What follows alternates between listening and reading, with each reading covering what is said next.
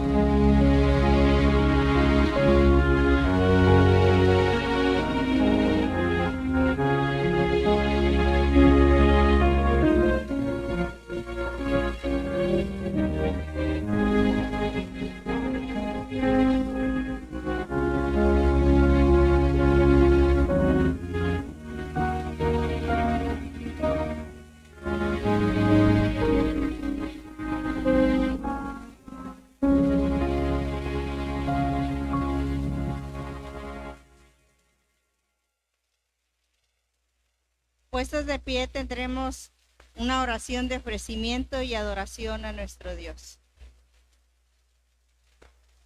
Bendito sea el Señor y Padre de nuestro Señor Jesucristo, que nos dio la bendición de estar reunidos aquí para alabarlo, para glorificarlo, como solamente Él merece, porque Él es digno de toda alabanza. Gracias, Padre Santo, por estos momentos que nos das de comunión contigo. Gracias, Padre Celestial, por encaminar nuestros pasos aquí, Señor. Gracias por todo, Señor, lo que tú nos das, Padre Santo, a través de tu palabra, los modos de alabarte, de glorificarte y reconocer cuán grande y cuán amoroso eres con nosotros. En el nombre de tu amado Hijo Jesucristo, ponemos todos estos momentos que vamos a tener, Padre Celestial, en este culto, para tu gloria y para tu honra, Padre Celestial, y que sea de bendición para nuestra vida. En el nombre glorioso y poderoso de tu amado Hijo Jesucristo, y con la guía del Espíritu Santo. Amén. Somos todos bienvenidos, hermanos, a la casa de nuestro Dios. Gracias nuevamente por esta bendición de volvernos a ver. Gracias nuevamente porque estamos aquí reunidos para alabarlo y pues vamos a saludarnos unos a otros y tenemos el himno Bienvenido.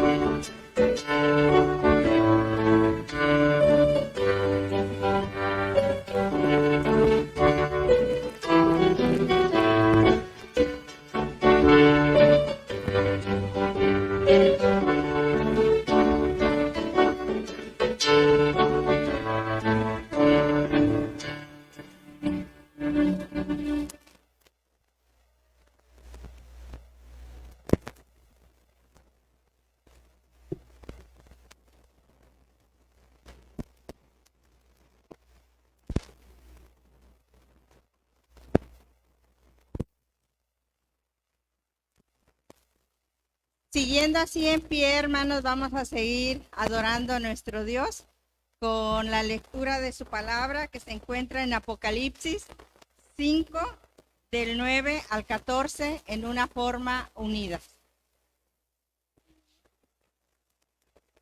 Apocalipsis 5, del 9 al 14.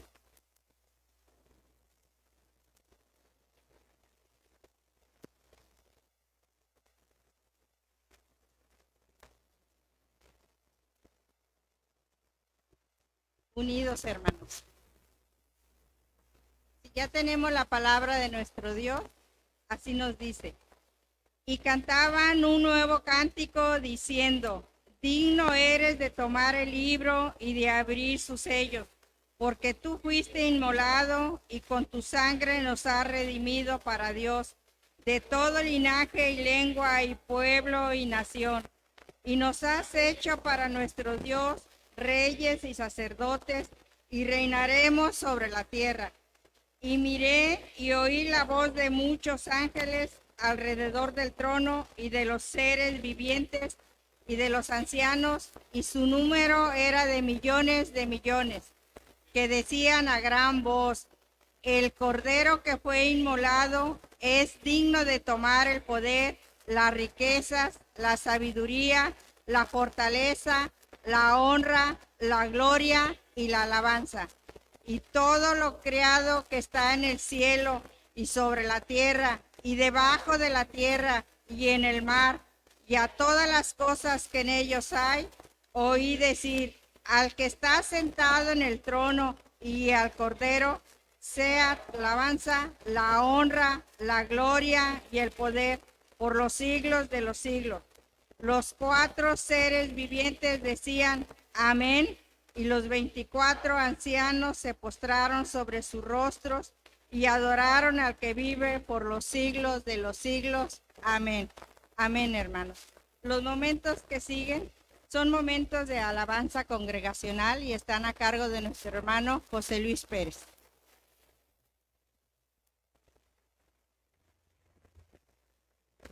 El Señor les bendiga, hermanos. Vamos a tomar asiento un ratito para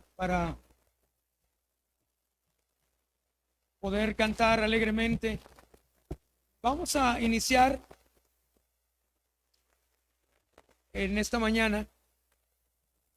Recuerden que la alabanza, o lo que nosotros conocemos como alabanza, no se supedita o se dirige únicamente a la perspectiva de la música, ni tampoco entendamos que el hecho de cantar tiene la misma función que en nuestra sociedad la música, que es cierto entretenimiento o darle al culto como algo más recreativo, en el sentido, acuérdense que si empezamos a entender que lo importante solamente es la musicalidad, pues no, estamos equivocados. Los textos son importantes, lo que cada himno dice no solamente debe repetirse como añoranza de otros tiempos pues es que este canto lo cantaba mi tía, mi hermana, es que de hecho tu tía y tu hermana lo cantaban por la relevancia que tenía en sus vidas. Entonces esa relevancia debe tener en nuestros corazones cada himno. Vamos a entonar ahí en nuestros lugares primero. Hay un precioso manantial.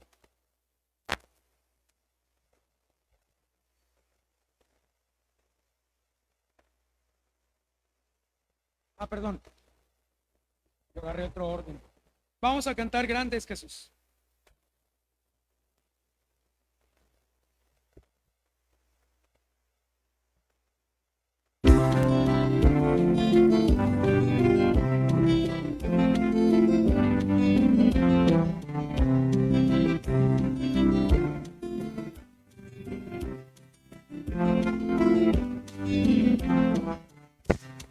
Grande es Jesús, poderoso Señor, su nombre bendito.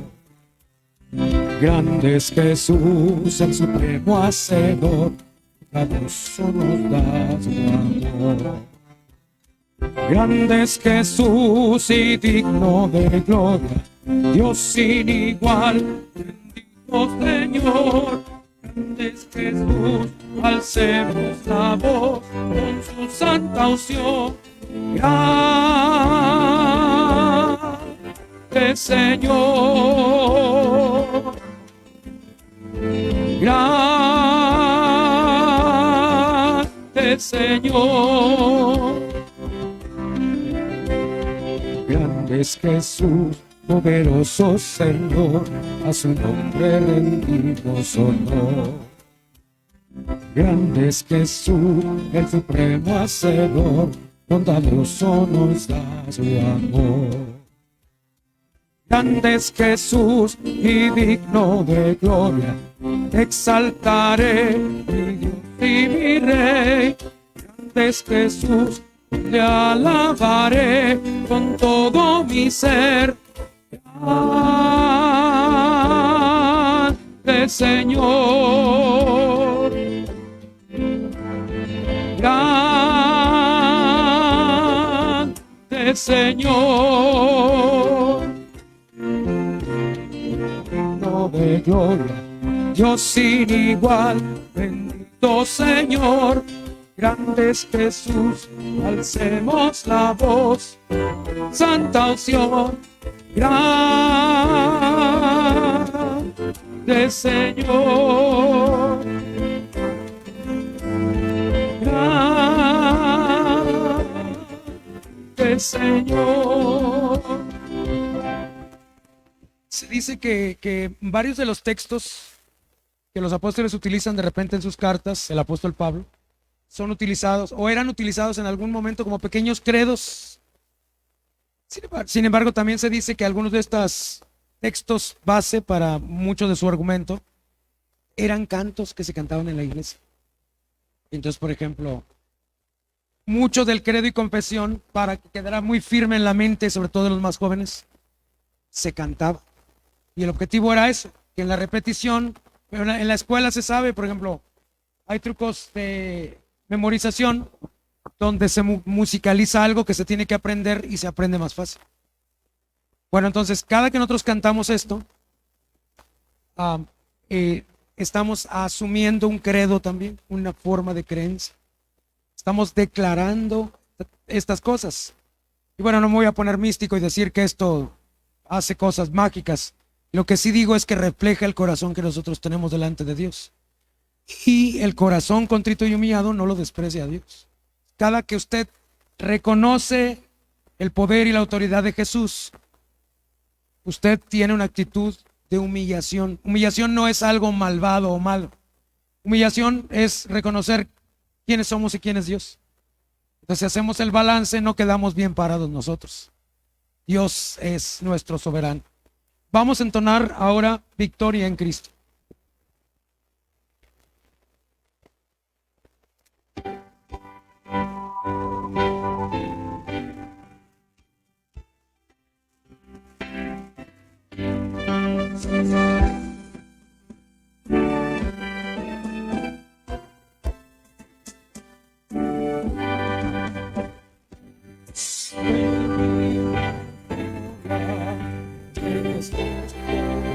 Su gloria, si yo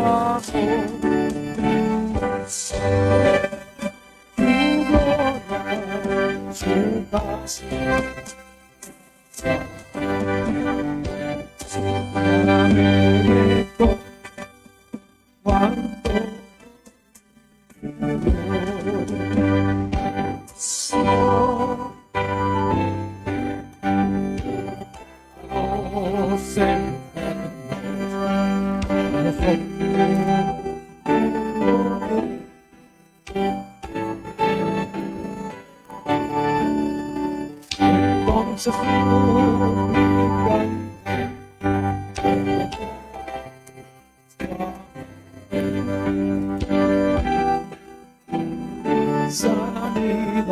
y preparación. La victoria es cuando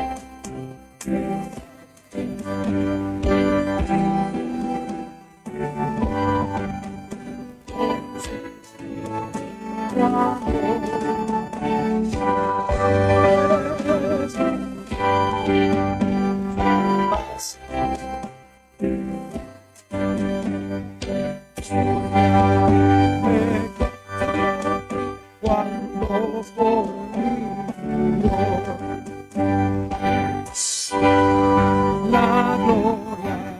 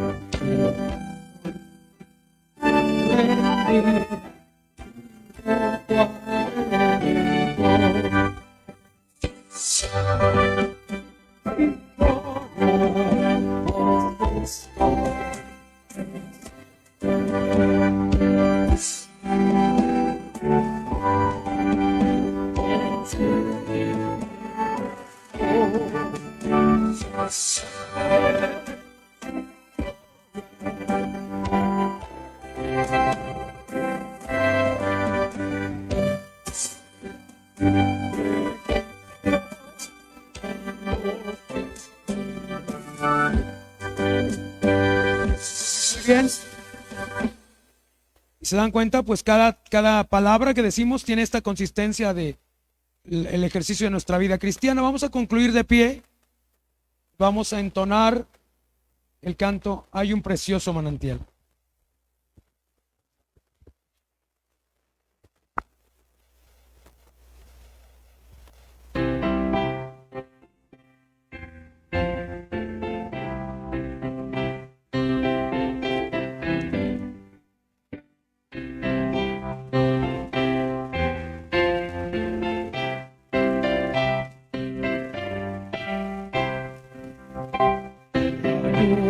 Precioso manantial que está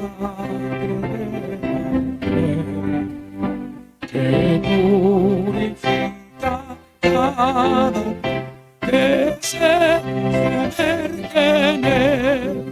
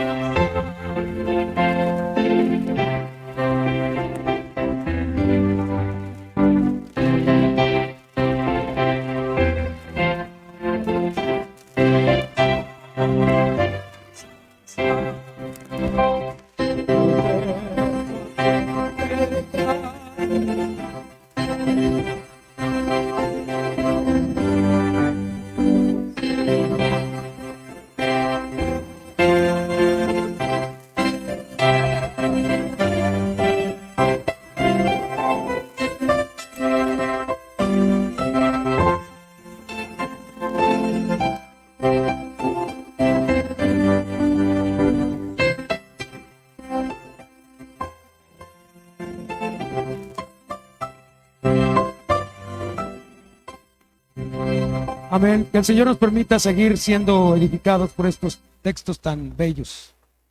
Amén.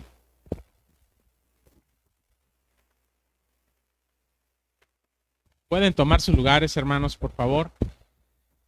Gracias a Dios porque nos permite, hermanos, poder alabar y glorificar el nombre del Señor de esta manera congregacional, unida, como cuerpo del Señor Jesucristo, en esta iglesia local. El siguiente momento, hermanos, es para poner nuestras vidas en manos del Señor, para orar. Como ya lo habrán notado ahí en el boletín, hay un pequeña editorial dedicada a la Cuaresma. Este término que generalmente nosotros lo hemos escuchado y lo hemos asociado pues con la iglesia popular, la iglesia católico, apostólica y romana. Sin embargo, hay una explicación, hermanos, del significado. No es para que lo lea ahorita, después lo puede leer con detenimiento, pero el énfasis principal, hermanos, como cada tiempo litúrgico, en este caso es preparación para Semana Santa. Estamos próximos, hermanos, a celebrar la Semana Santa o la Semana Mayor, como también se le ha denominado tradicionalmente, y es el tiempo especial en el cual hacemos memoria de la pasión, la muerte, la resurrección, la ascensión de nuestro Señor Jesucristo. Y bueno, aunque eso lo recordamos constantemente, hermanos, cada vez que nos congregamos, ese es el énfasis. Bueno, como iglesia dedicamos un tiempo especial para hacer este énfasis. Y previo precisamente a esta celebración de Semana Santa, tenemos este tiempo que es un tiempo de preparación, a semejanza del tiempo del Adviento. Nos preparamos en contrición, en humillación, en reconocimiento de que somos pecadores y que necesitamos esa salvación tan grande que solamente Cristo nos puede ofrecer. Y lo que hemos cantado en este momento, por ejemplo, el de Hay un precioso manantial, precisamente nos señala esa gran necesidad que tenemos.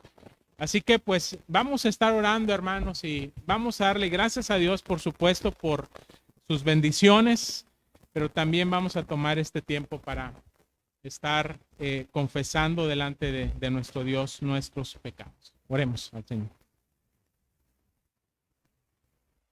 Nuestro buen Padre Celestial, gracias te damos en este día porque nos permites poder reunirnos en tu nombre, con el único propósito, Señor, de adorarte, de alabarte, Señor, de exaltar tu nombre, porque tú eres digno, Señor, porque no hay otro como tú.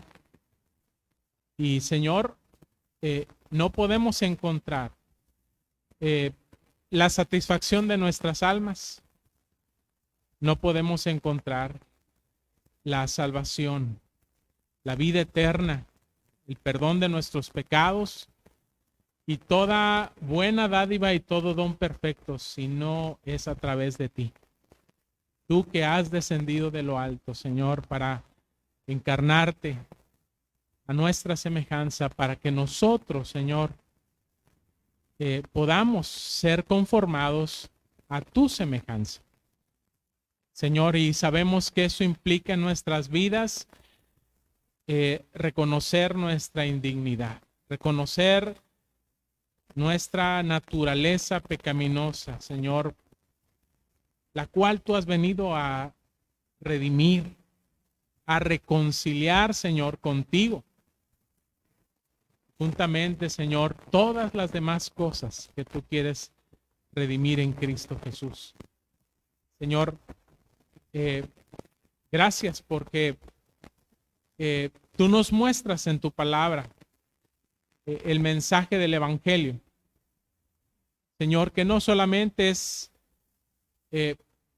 una declaración de nuestro pecado, sino también la buena noticia de que somos perdonados, podemos ser perdonados a través de la persona, de la obra suficiente de nuestro Señor y Salvador Jesucristo.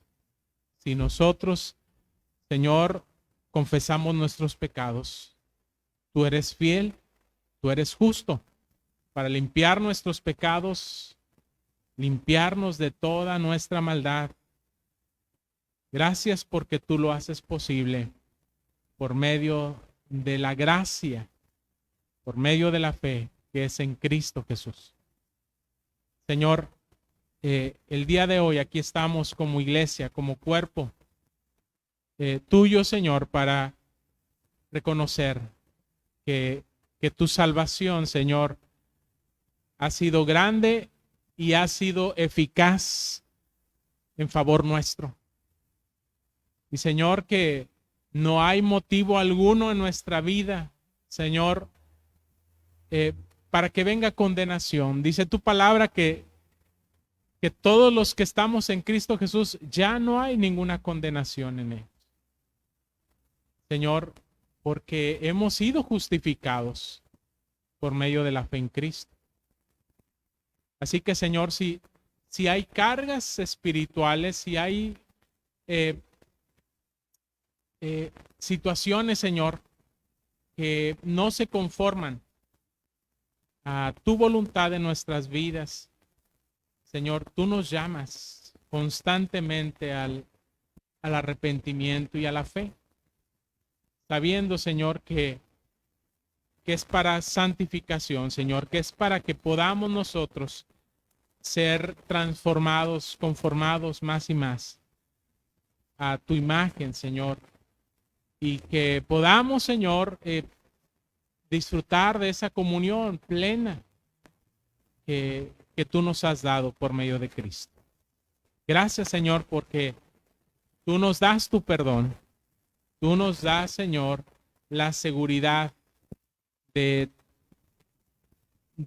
tu amor, de tu misericordia, de tu gracia en nuestras vidas. La vida eterna, Señor, nos la has asegurado en Cristo Jesús.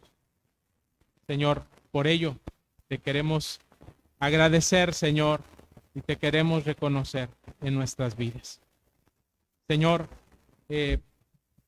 toma pues las peticiones que traemos en nuestros corazones. Tú las conoces, Señor. No hay nada oculto ante tus ojos. Pero, Señor, en este momento queremos ponerlas delante de ti, Señor, con humildad, reconociendo que te necesitamos, Señor, en esas diversas áreas.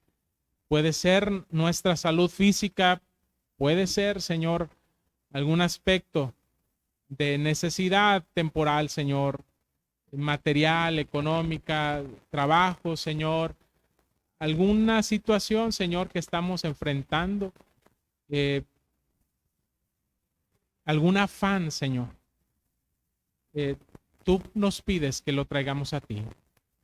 Que si esas cosas, Señor, están tomando, Señor, el control de nuestro corazón, de nuestros pensamientos, Señor, tú quieres tomarlo, Señor, para que nosotros podamos poner en nuestro corazón y en nuestros pensamientos, Señor, a ti.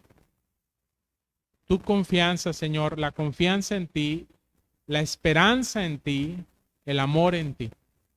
No permita, Señor, que los afanes, Señor, las tribulaciones, cualquier situación, Señor, por la que podamos estar pasando, desvíen nuestros ojos, nuestra mente, nos hagan divagar, Señor, de donde deben estar puestos, que es en Cristo Jesús. Así que, Señor, no queremos salir de este lugar, Señor, con las mismas cargas, con los mismos afanes, Señor, con las mismas preocupaciones. Tómalas en tus benditas manos, Señor. Queremos honrarte, reconociendo que tú tienes control, que tú tienes, Señor, gobierno sobre nuestras vidas y sobre toda tu creación, Señor. Por lo tanto, queremos, en un acto de fe, de voluntad, Señor, entregar nuestras vidas a ti, Señor, para descansar en ti. Y también para aprender de ti, que eres manso y que eres humilde de corazón, Señor. Muéstranos, Señor, tu voluntad. Muéstranos, Señor, tu carácter. Que tu Espíritu Santo, Señor, opere en nuestras vidas de tal forma que podamos, Señor, ser transformados, ser conformados, Señor, a tu voluntad solamente. Gracias te damos, Señor, por el descanso que tú ofreces para cada una de nuestras almas en este día, Señor, que es tu día. Por lo tanto, Señor, a ti sea la gloria, la honra y la alabanza por siempre. Amén. Dios les bendiga.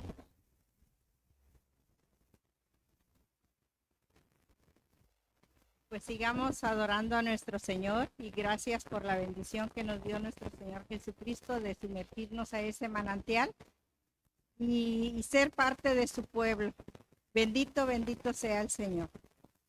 Vamos a tener puestos de pie la lectura bíblica que se encuentra en Apocalipsis 1, del 12 al 20, de una forma alternada. Apocalipsis 1, del 12 al 20.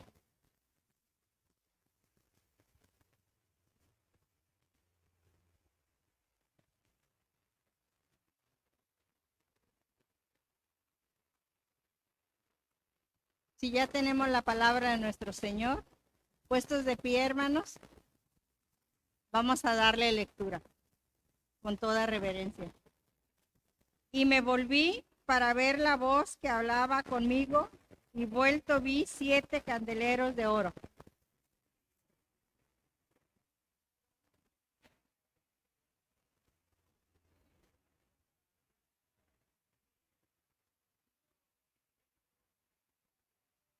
Su cabeza y sus cabellos eran blancos, como blanca lana, como nieve, sus ojos como llama de fuego.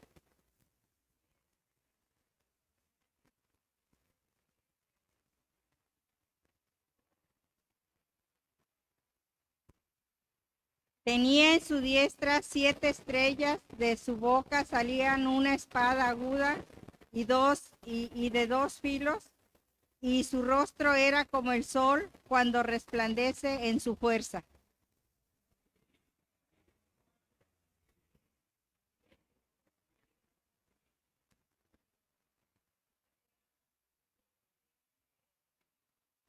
Y el que vivo y estuve muerto, mas he aquí que vivo por los siglos de los siglos. Amén. Y tengo las llaves de la muerte y del Hades.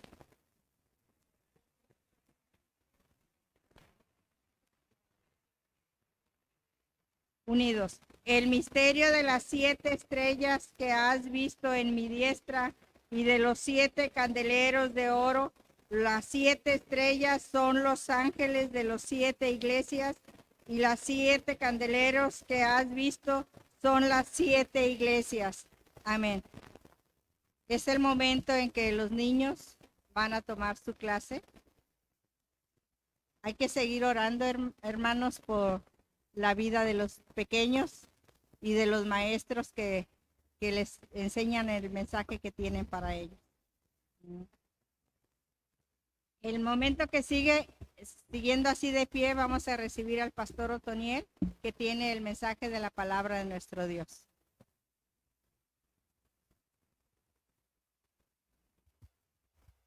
Vamos a orar, hermanos, para poner este tiempo en manos del Señor.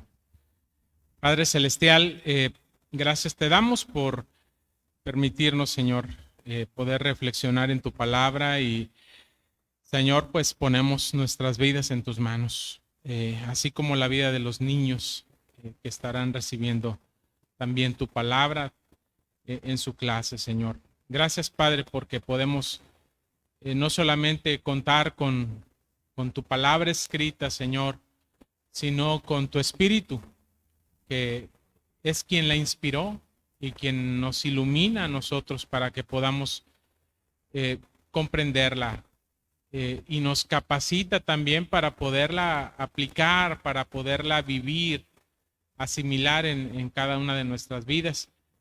Señor, cuyo propósito es ser agradables a ti, Señor, que podamos honrar y glorificar tu nombre con nuestras vidas.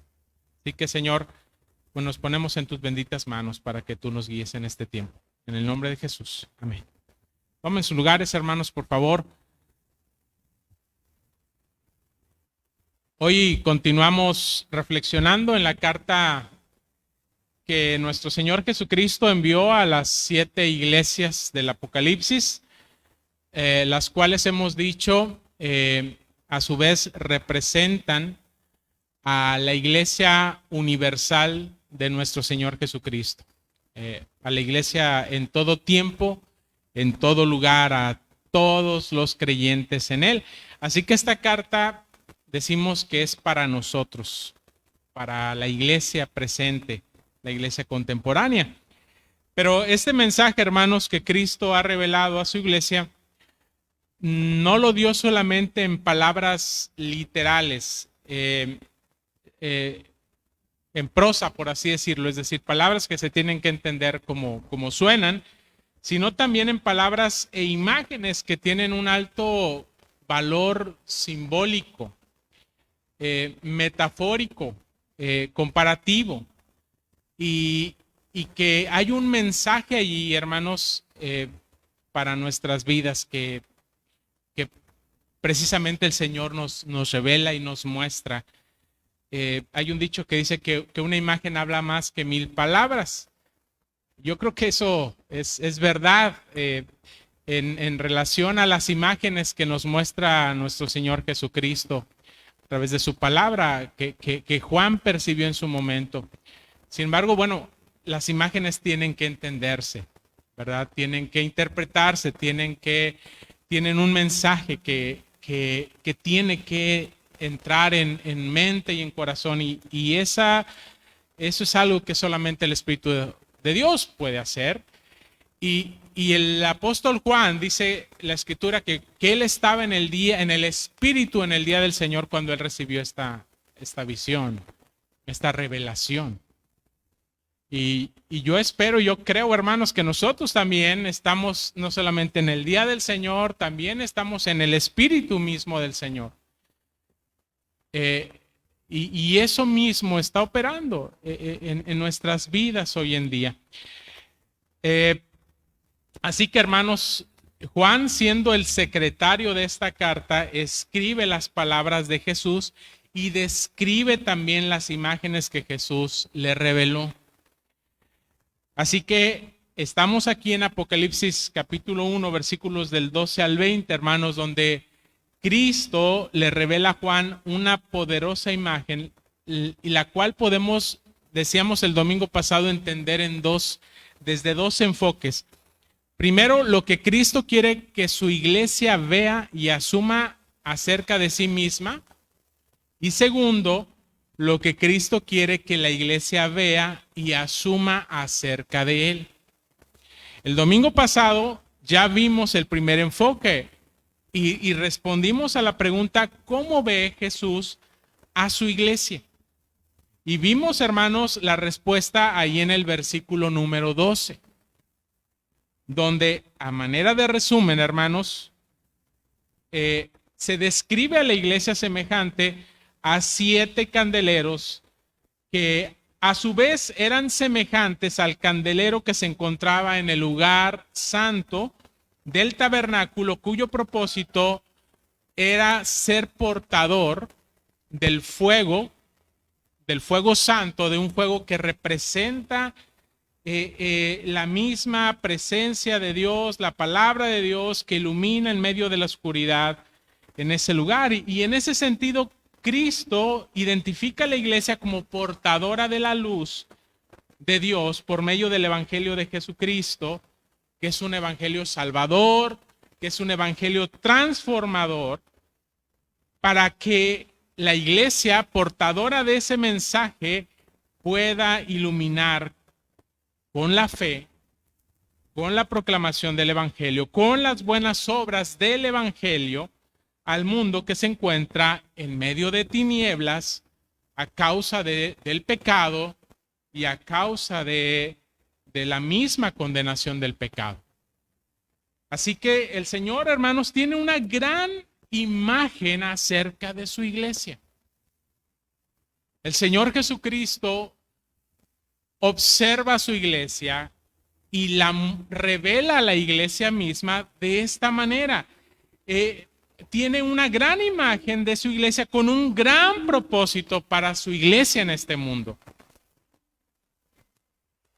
La iglesia, hermanos, no es insignificante para nuestro Señor y no debemos, como creyentes, hacernos pequeños ante el llamado y ante la misión de Dios, como si todo dependiera de nosotros, la iglesia, en medio de nuestras propias circunstancias y debilidades, porque recordemos que la iglesia estaba pasando por un momento de tribulación, de mucha debilidad.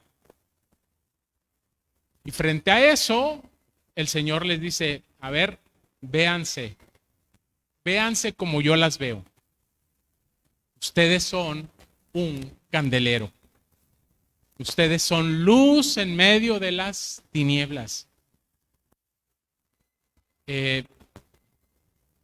Ustedes resplandecen aún en medio de esas debilidades, porque lo que resplandece no son ustedes, es Cristo, es la gloria de Dios, es la fe, las promesas, la obra del Señor en nuestras vidas, como cantamos hace rato, dándonos la victoria que ya tenemos en Cristo Jesús. Y peor aún, hermanos, no debiéramos como iglesia pensar que el cumplimiento de la misión es algo que hacemos solos. No solamente nuestras fuerzas, sino solos. Porque Cristo quiere que asumamos con fe y compromiso fiel nuestra identidad y nuestra misión, porque Él está con nosotros. Y hoy precisamente, hermanos, ese es el énfasis también.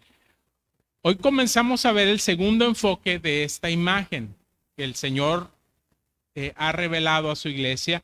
Y digo que comenzaremos, hermanos, porque hay varias características que podemos ver en estos versículos de Apocalipsis 1 del 13 al 20,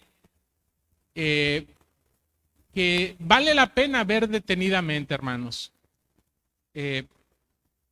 para que podamos asimilarlas y asumirlas verdaderamente en nuestras vidas. Y para ello yo quiero que nos volvamos a hacer la pregunta, hermanos, ¿cómo ve la iglesia a Cristo? ¿Cómo ve la iglesia a Cristo? ¿Cómo observa usted al Señor Jesucristo en su propia vida?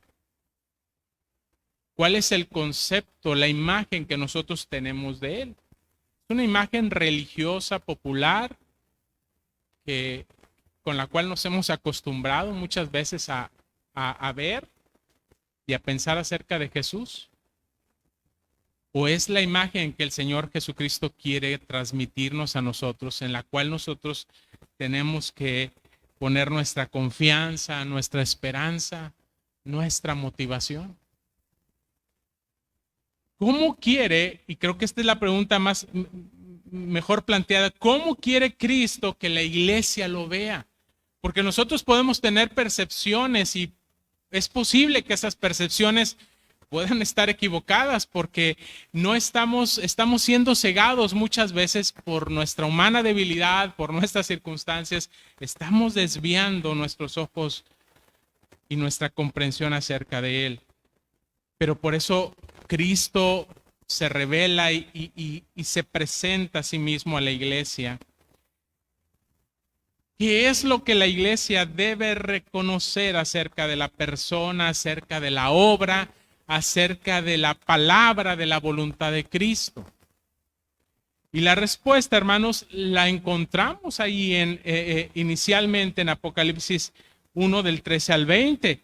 donde Juan describe la imagen de Jesús. La imagen de Jesús. Y esta imagen, hermanos, se describe en términos de la posición de Cristo, la posición, el lugar donde está ubicado Cristo en relación con su iglesia.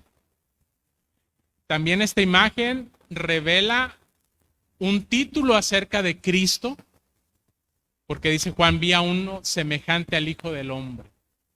Este es un título con el cual Cristo mismo se identificó muchas veces en su ministerio, pero que ya en el Antiguo Testamento también se había revelado acerca de quién era ese Hijo de Hombre.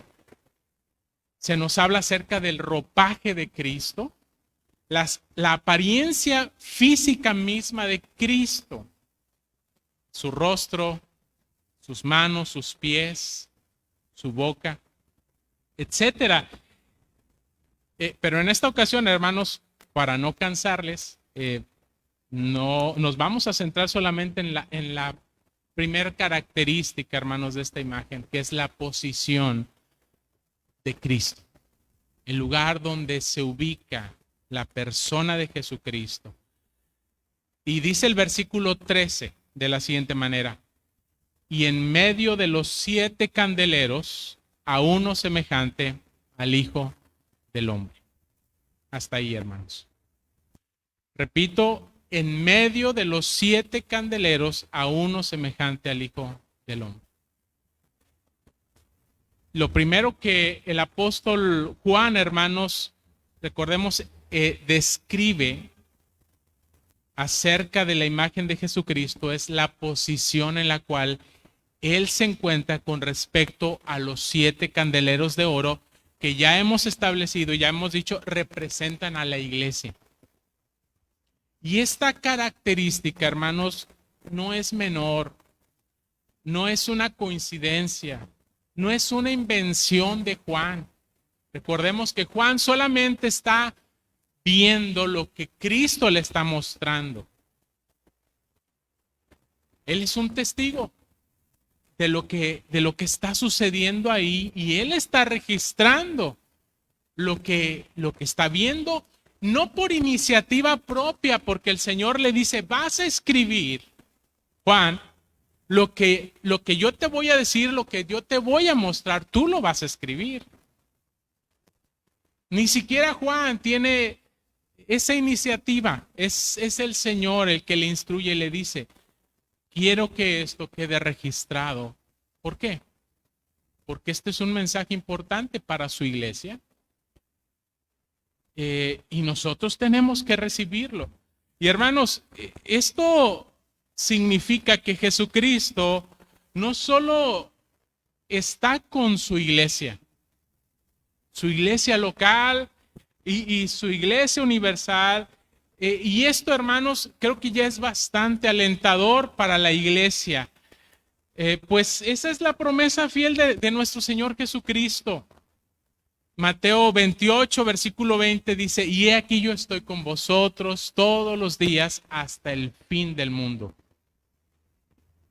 Así que Cristo, a través de esa imagen donde Él se ubica en el centro de su iglesia, presente, vivo, victorioso, está diciendo que Él permanece fiel a esa promesa que Él ya había dado, que nunca nos faltará su presencia, hermanos, en nuestras vidas. Tal como también lo dice el Señor Jesucristo en Juan capítulo 14, versículos del 18 al 20, dice, no os dejaré huérfanos, vendré otra vez a vosotros. Tampoco, pues, todavía un poco, dice, y el mundo no me verá más, pero vosotros me veréis. Porque yo vivo, vosotros también viviréis. En aquel día vosotros conoceréis que yo estoy en el Padre, y vosotros en mí, y yo en vosotros.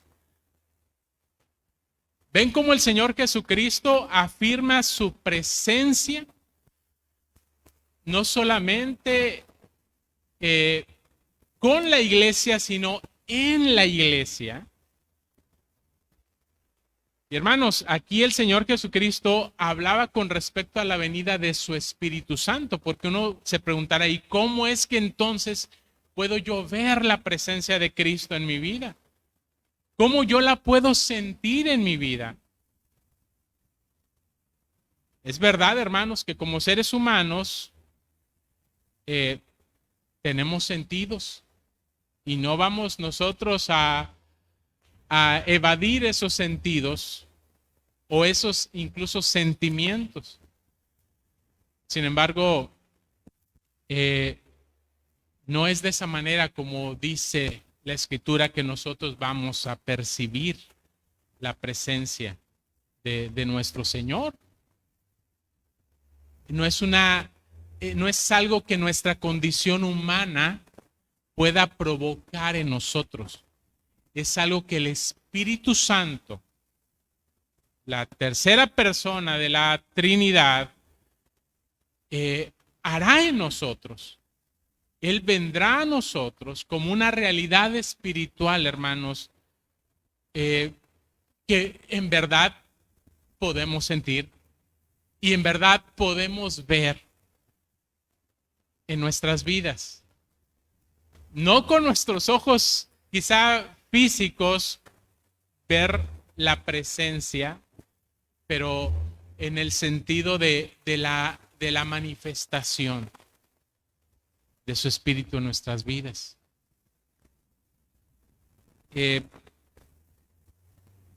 Así que Jesús prometió la venida de su Espíritu Santo por medio de la cual Él permanecería con su iglesia para siempre.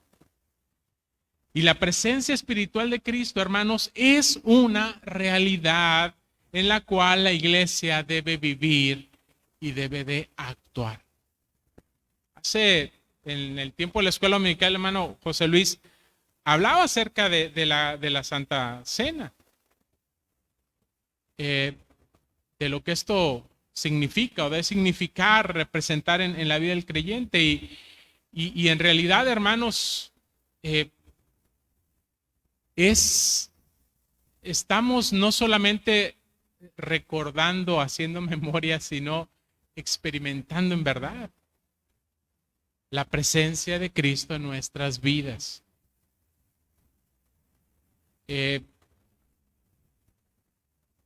Ha habido abusos con respecto al entendimiento de la comunión del Señor.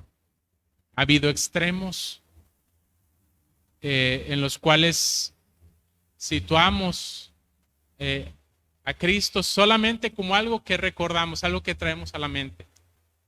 Y hacemos de la comunión del Señor solamente un memorial. Y otro extremo es ver literalmente la presencia de Cristo en el pan y en el vino. Ese es otro extremo.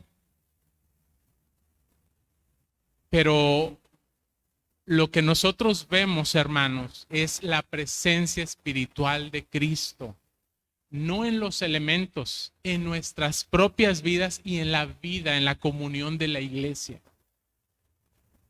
Ciertamente recordamos lo que Cristo hizo por nosotros, pero lo que estamos viviendo, experimentando de la persona y de la obra de Cristo en nosotros y de lo que aún experimentaremos en Él, porque su presencia nos acompañará y nos guiará hacia la consumación de los tiempos en su segunda venida, para entonces sí, hermanos, encontrarnos físicamente con el Señor.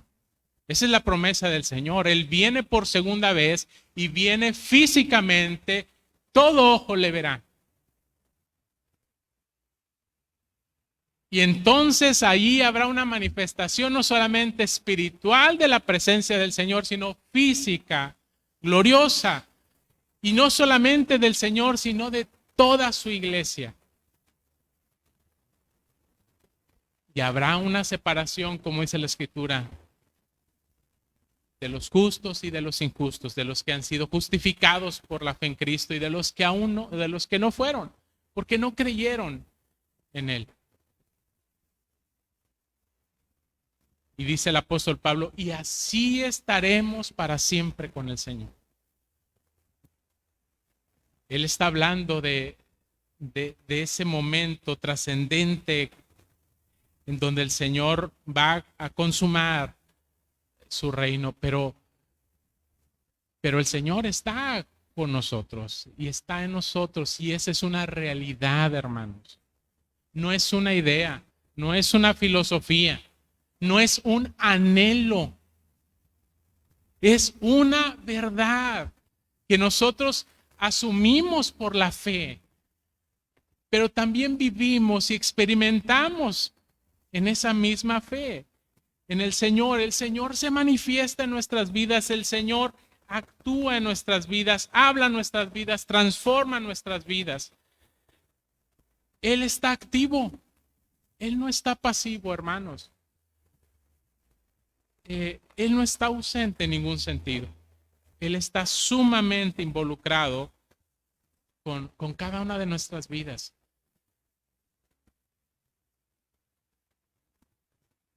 Así que cuando dice el apóstol Juan que él vio al Hijo del Hombre, a Jesucristo en medio de los 7 candeleros, él está enfatizando la presencia de Cristo, pero no solamente la presencia de Cristo, hermanos.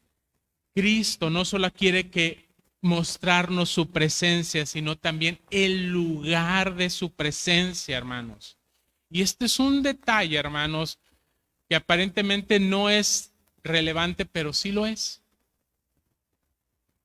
Pues Él está en medio de los 7 candeleros, es decir, Él es el centro mismo de la iglesia, porque yo puedo decir que Cristo está conmigo, que Cristo está en mi iglesia, pero como algo más, como un accesorio más en mi vida. Decía un escritor, un consejero, Jay Adams, que muchas veces tenemos a Cristo como un cuadro ahí colgado en la pared. Como literalmente muchas veces lo tenemos, ¿verdad? Pero es un accesorio más en la vida del cristiano. ¿Dónde está Cristo en realidad? ¿Él está en el centro?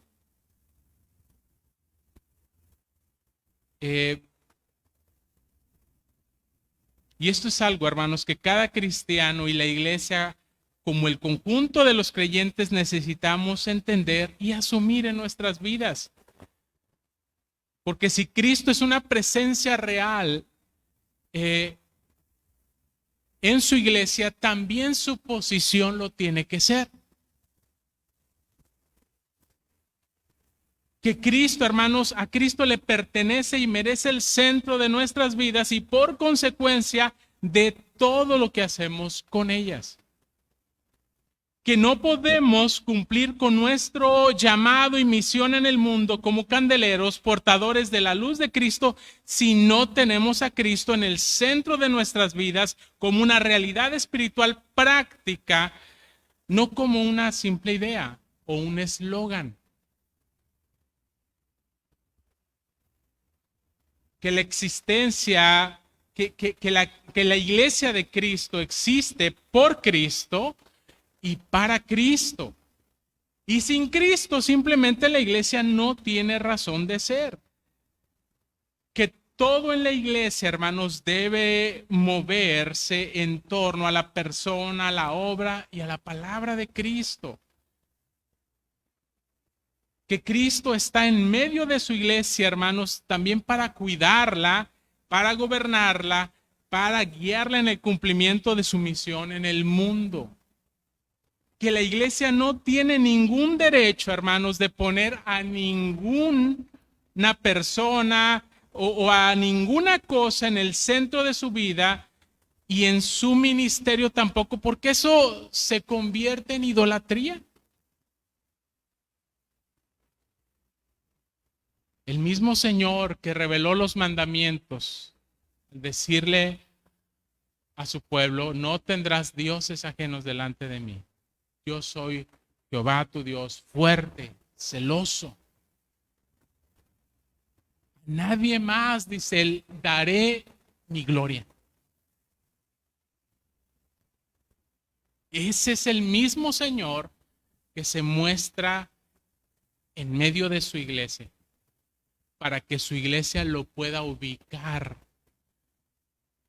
Pueda ubicar no solamente su presencia, sino pueda ubicar el lugar que le pertenece a él. Pastor, ¿qué quiere decir con todo esto? Bueno, ¿dónde está Cristo? No dudamos de que Cristo está en nuestras vidas, pero ¿dónde está ubicado Cristo? Hermanos, la naturaleza de la iglesia es cristocéntrica. No podríamos nosotros definir la iglesia en otros términos. Él es fundamento, Él es cabeza, Él es el corazón, Él es el centro. Incluso, hermanos, la obra del Padre y la obra del Espíritu Santo es cristocéntrica. Mira lo que dice Juan capítulo 14, versículos del 13 al 15. Pero cuando venga el Espíritu de verdad, os guiará a toda la verdad. ¿Y qué había dicho el Señor Jesucristo? Yo soy el camino, yo soy la verdad, yo soy la vida. Nadie viene al Padre si no es por mí. Porque no hablará, hablando del Espíritu Santo, no hablará por su propia cuenta, sino que hablará todo lo que oyere y os hará saber las cosas que habrán de venir. Y eso es justamente lo que está haciendo con Juan. Él me glorificará porque tomará de lo mío y os lo hará saber. Todo lo que el Padre tiene es mío. Por eso dije, tomará de lo mío y os lo hará saber. Y si eso todavía no es suficientemente claro, vea Colosenses 1, versículos del 15 al 20. Cuando dice el apóstol Pablo, Él es la imagen del Dios invisible. Y está hablando de Cristo, el primogénito de toda la creación.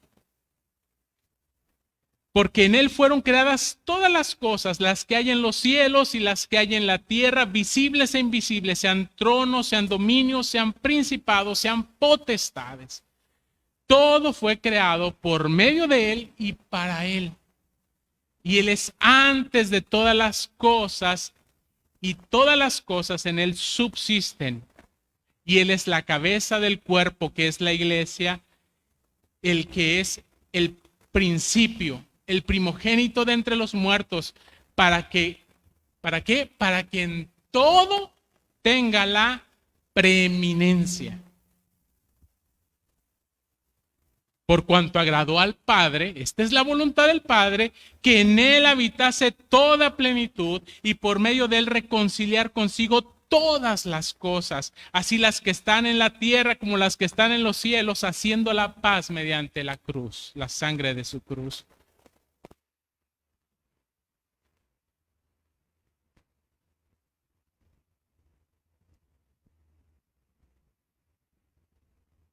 No hay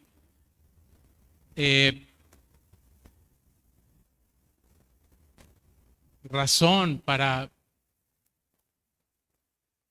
ver a Cristo Jesús en una posición distinta, hermanos. Distinta. No es ninguna improvisación, no es ninguna coincidencia que el Señor se haya revelado a Juan de esa manera y que a la vez se nos revela a nosotros de esa manera, diciendo, yo no solamente estoy con ustedes, yo estoy en el centro. Tienes que poner tus ojos en mí. Hermanos, el mensaje de esta imagen es claro. Cristo está en el centro de todo y de manera especial está en el centro de su iglesia. A Él debe ser dada la gloria, la honra, la alabanza. juntamente con el Padre y con el Espíritu Santo. Hermanos, así Él se ha revelado a su iglesia y así Él desea ser conocido y proclamado por su iglesia en el mundo. Pero para eso la iglesia, hermanos, es decir, nosotros los cristianos debemos de asumir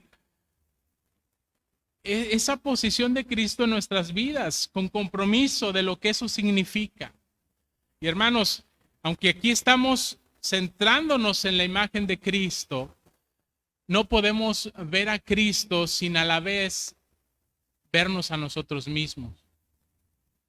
Porque la imagen de Cristo es en relación con su iglesia.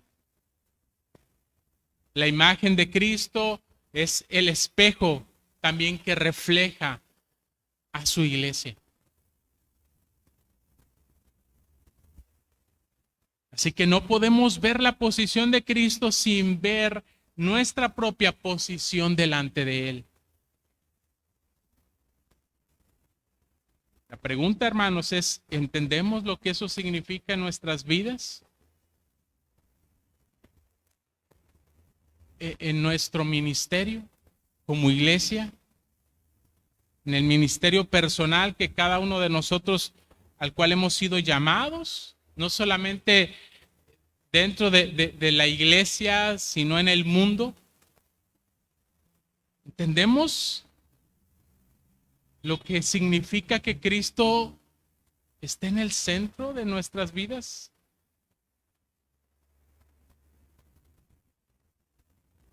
¿Estamos dispuestos a asumir la centralidad del señorío de Cristo en nuestras vidas y en todo lo que hacemos? Pablo no nos exageró cuando él dijo en Romanos 11:36, porque de Él y por Él y para Él son todas las cosas. Todas las cosas. No solamente por derecho de creación, como también lo dice Colosenses, porque Él las ha creado, sino porque Él las gobierna y porque Él las redime.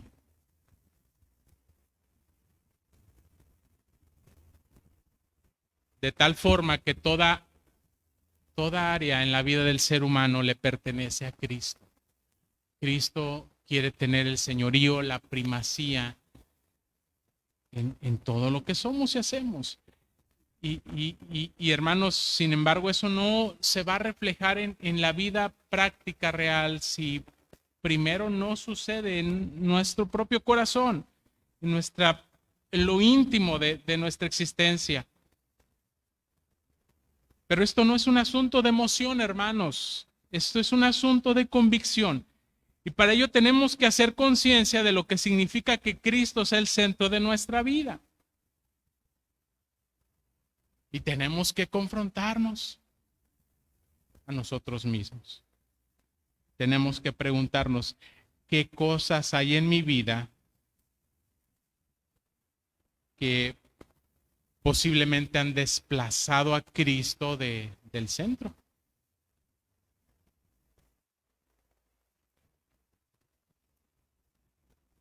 Quizá no haya cosa, hermanos, que pueda revelar, y lo voy a decir en estos términos, hermanos, que pueda revelar cuánta idolatría aún hay en nuestro corazón, que el llamado del Señor Jesucristo a seguirle y servirle en sus propios términos.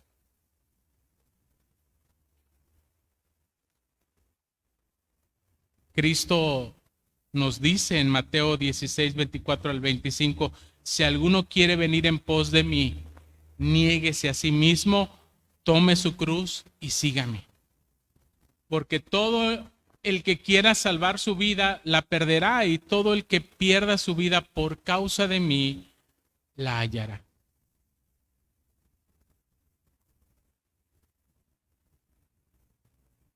Una alta demanda de parte del Señor Jesucristo para seguirle. Y ahí es donde nos preguntamos, ¿estoy siguiendo a Cristo? ¿Estoy siguiendo a Cristo en sus términos?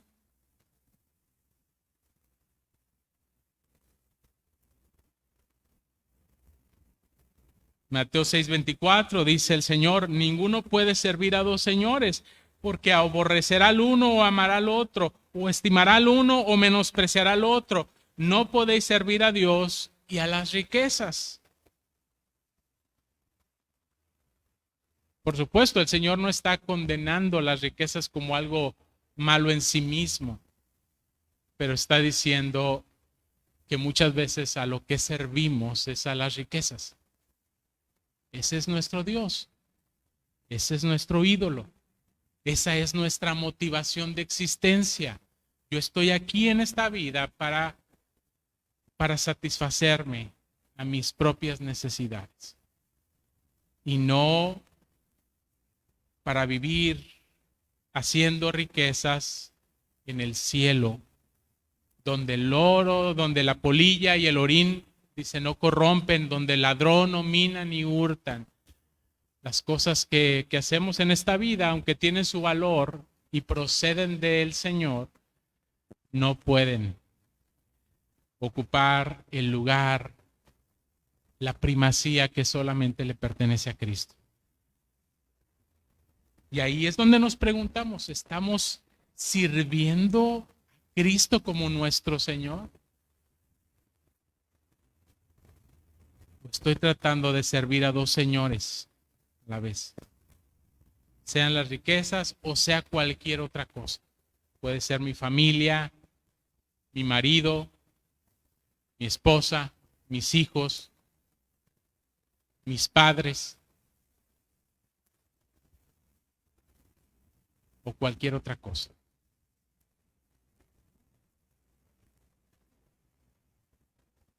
Y fíjese, todavía el Señor es mucho más duro en nuestra percepción cuando Él dice: si alguno viene a mí y no aborrece a su padre, madre y mujer, hijos, hermanos y hermanas, y aún también su propia vida, no puede ser mi discípulo.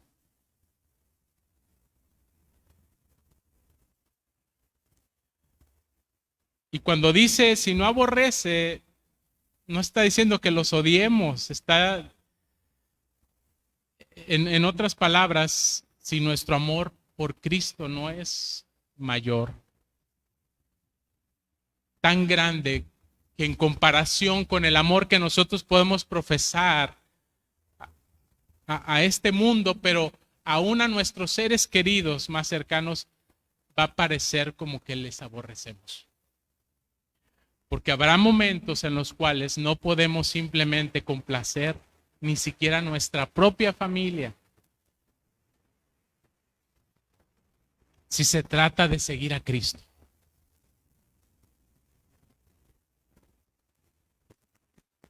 Quizás usted ya ha tenido experiencias así. Ahí nuestro amor se ha confrontado.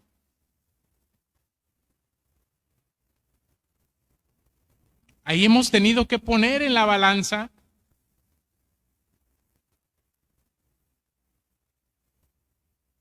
a quién amamos más.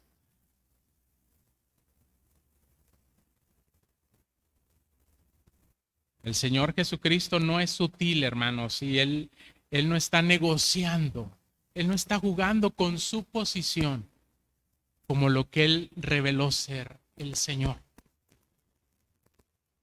Nuestras vidas, la lucha y el conflicto es de nuestra parte. Ese es el constante llamado del Señor a seguirle, conscientes de los costos, de los sacrificios, entre comillas, que eso puede significar en nuestras vidas. Una vez le dijeron al Señor: Señor, deja que primero vaya y entierre a mi padre, y ya después te seguiré. ¿Qué le contestó el Señor?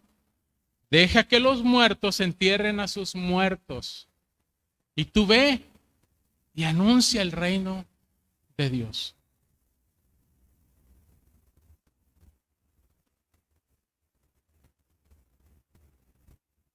¿Estamos anunciando el reino de Cristo? ¿Pagando ese costo? Hermanos, creo que ese llamado y esas demandas de Cristo simplemente están en concordancia y nos ejemplifican de manera práctica lo que es tener a Cristo en el centro. Y por lo tanto, revelan las cosas que suelen ocupar ese lugar. Dinero, familia, afectos, cosas, etcétera, etcétera. Ahí es donde tenemos nuestras luchas. Ahí es donde tenemos que rendirnos al señorío de Cristo. Quizá las palabras de Cristo, hermanos, suenen incómodas a nuestra vida como lo fueron a muchos de sus discípulos en su tiempo y por eso lo abandonaron. Y él mismo confronta a sus discípulos y dice, ¿ustedes también se quieren ir? ¿Qué respondió Pedro? ¿A quién iremos, Señor? Solo tú tienes palabras de vida eterna. En ese momento Pedro pudo poner las cosas en la balanza. Y aunque hubo también reclamos de parte de los discípulos diciendo, nosotros lo hemos dejado todo, ¿qué recibiremos a cambio? El Señor decía, bueno, van a recibir 100 veces más. Lo que van a recibir no se puede comparar con lo que ustedes están dispuestos a entregar y necesitan entregar.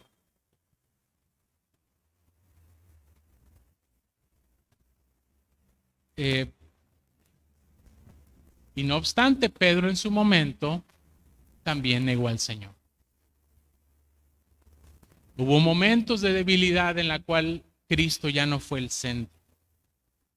Cristo ya no fue el alto valor en su vida.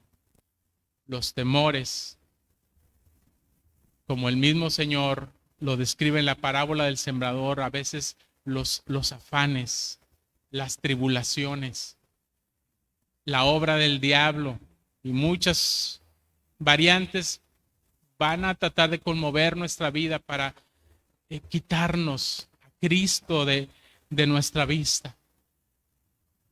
Y la triste consecuencia de ello es que vamos a terminar haciendo lo mismo que Pedro, negándolo.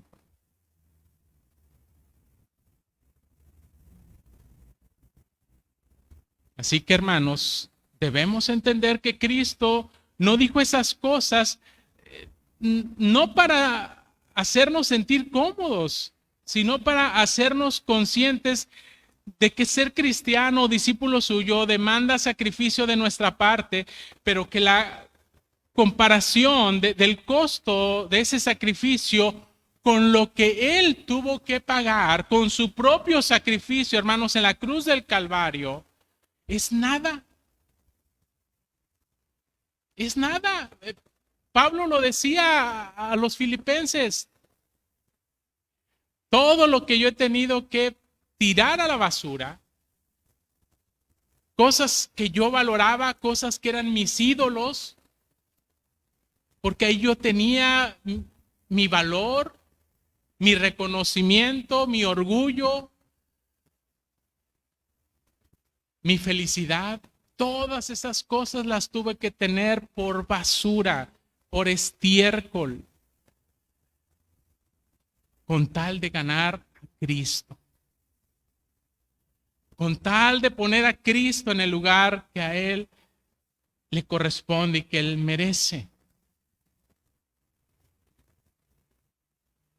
Pero si nosotros estamos comparando nuestros estándares, nuestros sacrificios, nuestros costos, sin el estándar de Cristo, sin lo que Cristo Jesús hizo por nosotros, entonces nos va a parecer un alto costo, un alto sacrificio.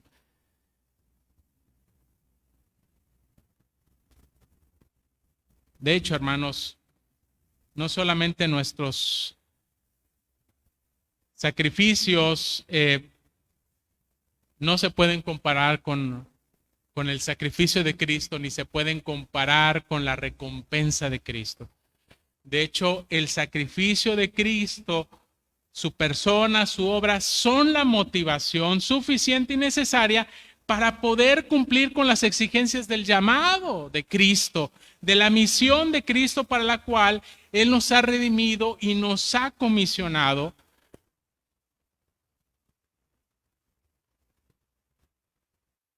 No es ni siquiera lo que vamos a recibir, hermanos, es lo que ya recibimos en Cristo. Lo que nos debe de mover. Pero hermanos, solo experimentaremos esa motivación, ese llamado, esa motivación si Cristo está en el centro de nuestra vida. De otra forma nos vamos a volver fríos, tibios, apáticos. Vamos a caer en la rutina, en la religiosidad, como cayeron algunas de las iglesias a las cuales Cristo se está refiriendo en el Apocalipsis.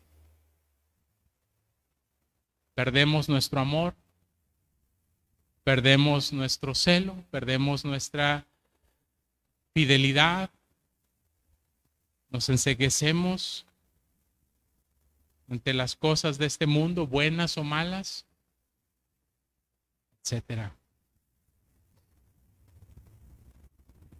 ¿Qué excusas, hermanos, podríamos nosotros presentarle al Señor Jesucristo que nos eximan, digamos, de su llamado y de la responsabilidad a seguirle, a servirle, a proclamar su reino? ¿Qué hay que nosotros podemos decirle, Señor, permíteme poquito? Muchos se lo dijeron y el Señor no lo negoció. Al joven rico, él creía que ya lo había dado todo. Y él dice, te falta una cosa. Ve, vende lo que tienes, dalo a los pobres, tendrás tesoros en el cielo. Y ven y sígueme, anuncia el reino. Te falta una cosa. Y a todos nos hace falta una cosa, hermanos. Pero gracias a Dios, porque ese es el llamado del Señor. Él sabe que no somos perfectos, pero que estamos en ese proceso en el cual Él mismo nos está conduciendo, nos está llevando de la mano y no nos va a soltar. Así que, hermanos, la única alternativa ante la visión que Cristo le presenta a su iglesia sobre su centralidad, sobre su presencia, con la cual nosotros podemos responderle al Señor, es con arrepentimiento y con fe. Esa es la respuesta al Evangelio. Arrepentimiento.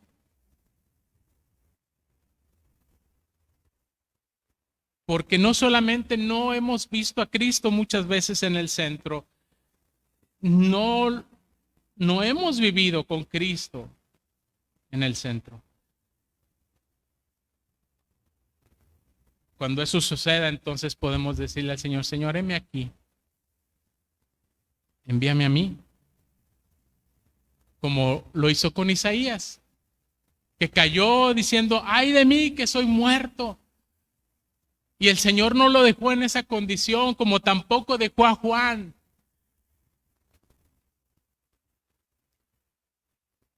Lo levantó, lo purificó, porque reconocieron su pecado, reconocieron su debilidad y respondieron al llamado con fe, con confianza en el Señor, en su fuerza, en su presencia, en su guianza, en su poder, no en lo que nosotros somos con todas nuestras debilidades. Hay cosas, hermanos, que Cristo revela nuestro corazón, cosas que debemos confesar con verdadero arrepentimiento, porque ciertamente son pecado ante los ojos del Señor. Cosas quizá como el orgullo, el egoísmo, la soberbia, la vanagloria, la amargura en nuestro corazón, cosas que nos colocan a nosotros mismos en el centro de nuestra propia existencia. Porque ¿acaso no es ese lugar que tenemos cuando nos volvemos egoístas?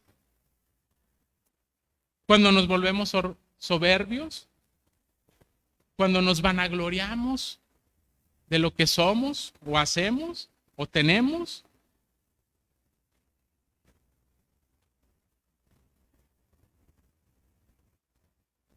Pero también debemos confesar al Señor, hermanos, otro tipo de debilidades espirituales que reflejan que Cristo tampoco está en el centro de nuestras vidas, como la falta de comunión con Dios en lo privado y en lo público. Cuando pensamos, hermanos, que hay otras cosas que son más importantes que atender y dejamos de perseverar en Cristo, dejamos de confiar en Cristo, dejamos de amar a Cristo y por lo tanto nos ensimismamos en nuestras propias circunstancias pensando que son una justificación suficiente para desplazar la prioridad, la primacía de Cristo.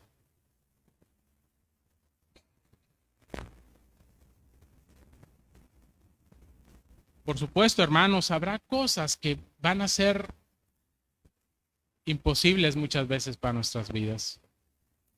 Pero en realidad, a veces solemos utilizar la mayoría de nuestras circunstancias como una justificación válida delante de Dios, porque pensamos que si es válida delante de los ojos del hombre, eso es suficiente.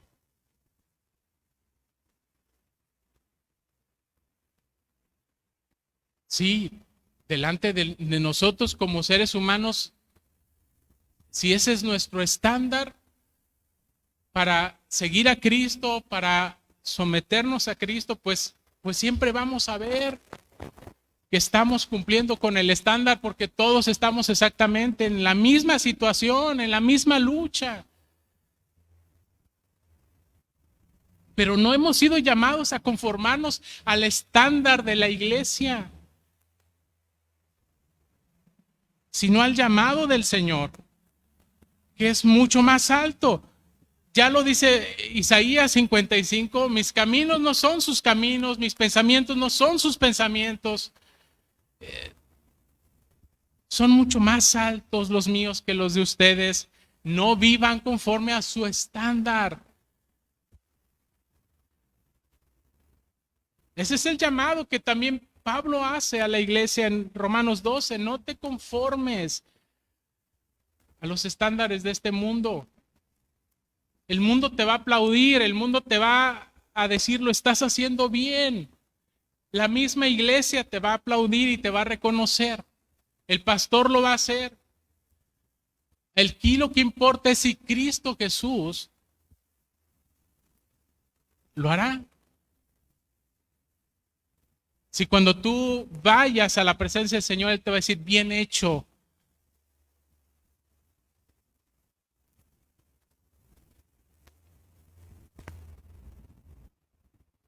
Bien hecho, siervo bueno y fiel. ¿Y sabe qué va a decir Él? En lo poco has sido fiel. En lo poco. Pero Señor, yo tuve que dejarlo todo para seguirte.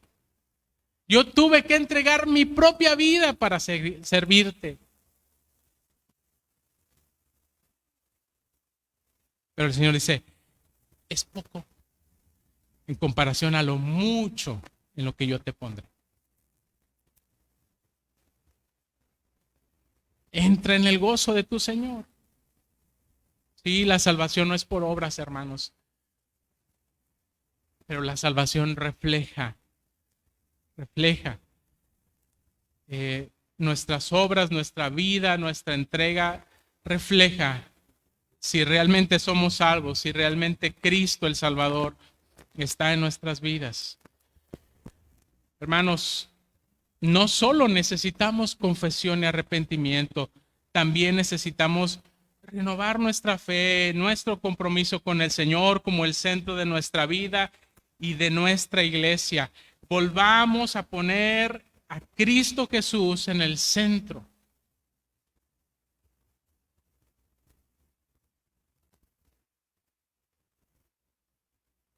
Porque así es como Él se ha revelado, así es como Él desea ser identificado en su iglesia. Para que todo lo que hagamos, como dice Pablo, sea de palabra o sea de hecho, lo hagamos para su gloria. Sin poner pretextos, hermanos, sin poner limitaciones a lo que Dios desea hacer en nuestras vidas y a través de nuestras vidas.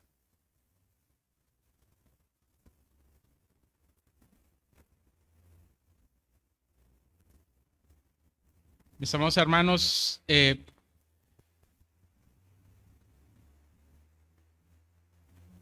la gran comisión, por eso se le ha llamado la gran comisión, ¿verdad? Porque es algo grande. Y nosotros solemos vernos a nosotros muy pequeños.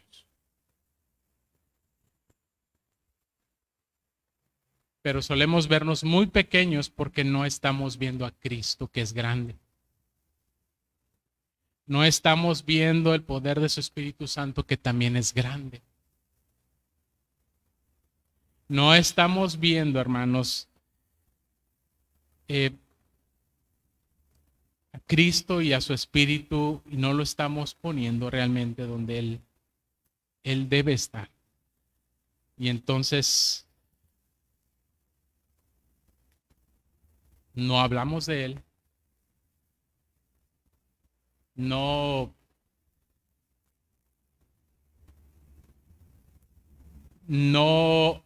obramos, no actuamos para Él y en las fuerzas que Él mismo da. Nos volvemos a nosotros mismos pequeños y empezamos a poner nuestros propios límites. Eso simple y sencillamente, hermanos, no encaja esa manera de pensar con lo que Cristo Jesús está revelando acerca de sí mismo. No encaja. No cuadra.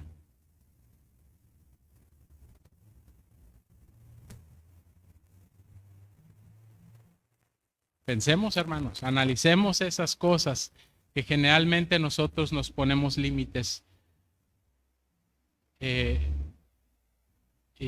no le creemos al Señor y entonces no actuamos como el Señor lo desea. Pongamos nuestra vida, hermanos, delante de Él. Supliquémosle que Él renueve nuestra confianza en Él. Una vez más. Padre Celestial,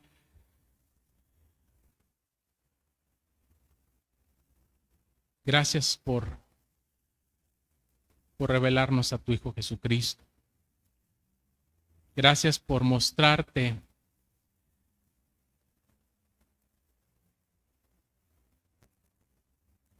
con tu iglesia y en medio de tu iglesia.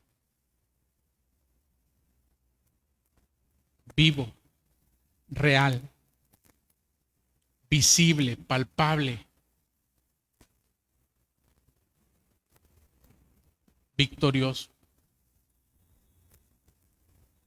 Señor, perdónanos si nosotros hemos tenido una imagen diferente, deficiente, pequeña acerca de ti. Perdona, Señor, porque solo es el reflejo de que estamos viéndonos a nosotros mismos con todas nuestras debilidades y no estamos respondiendo, Señor, al llamado que tú nos haces como iglesia, como individuo, Señor, como parte de esa iglesia. Señor, si hay cosas que claramente, Señor, en nuestras vidas se están oponiendo, están ocupando, están gobernando, Señor, nuestras vidas en lugar de Cristo. Señor, ayúdanos, danos, Señor, no solamente el entendimiento, sino la capacidad que necesitamos para entregar esas cosas, Señor, a tus pies, rendirlas a tus pies y volver a poner nuestros ojos en ti, volver a poner tu persona, tu obra, tu voluntad, tu señorío en nuestras vidas. No permita, Señor, que nuestra humana debilidad, nuestras propias limitaciones, nuestras circunstancias, Señor, que no necesariamente van a cambiar, sea lo que cambie nuestras vidas, lo que cambie o afecte, Señor, nuestra visión acerca de ti. Sino solamente que sea tu palabra, Señor, que sea tu revelación, tu persona, tu obra, lo que venga a ser fundamento, Señor, cabeza y centro de nuestra existencia. Te lo suplicamos y también te lo agradecemos, Señor, porque tú lo harás. Porque este es tu llamado y esa es tu voluntad, Señor, para nuestras vidas. En el nombre de Cristo Jesús. Amén.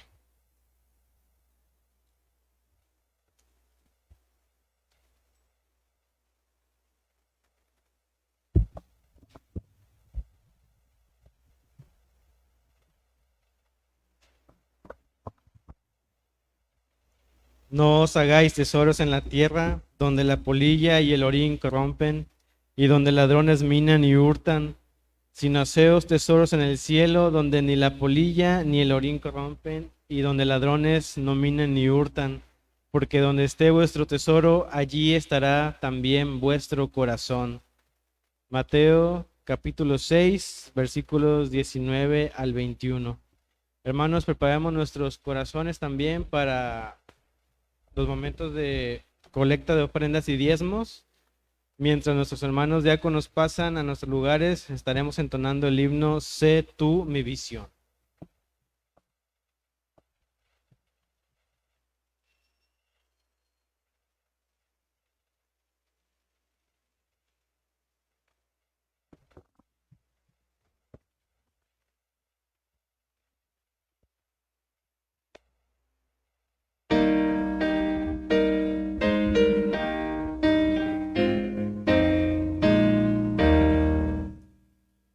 Oh Dios de mi alma, sé tú mi visión, nada te aparte de mi corazón, noche y día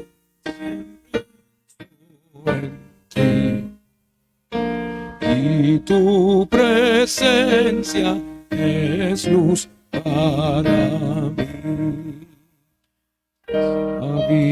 Sabiduría, sé tú el mi ser, quiero a tu lado mi senda correr, como a tu hijo me tienes, Señor, siempre orando en mis amor. Que estás en las manos de anhelo, Señor, y el vano halago de la adulación. Tú eres mi herencia y tú mi porción. Rey de los cielos, tesoro mejor. Rey de gloria al final, guíame al cielo a morar en tu hogar. Luz de mi alma, mi dueño y Señor, en vida o muerte, sé tú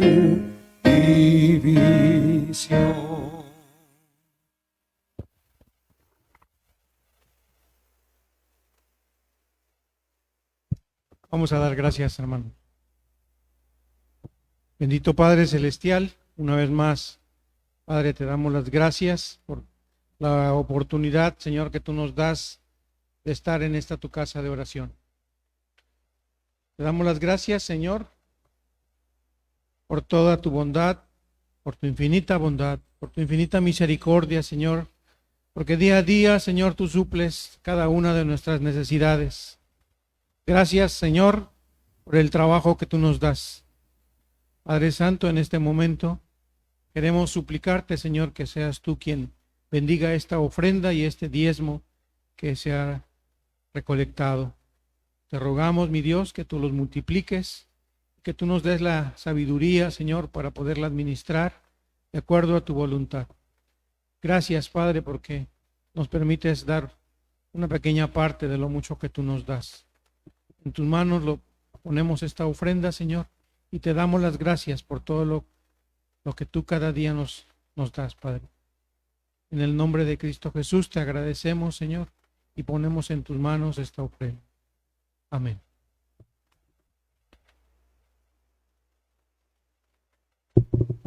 Bien, hermanos, pues agradecidos con el Señor por darnos la oportunidad de poder estar congregados en este día.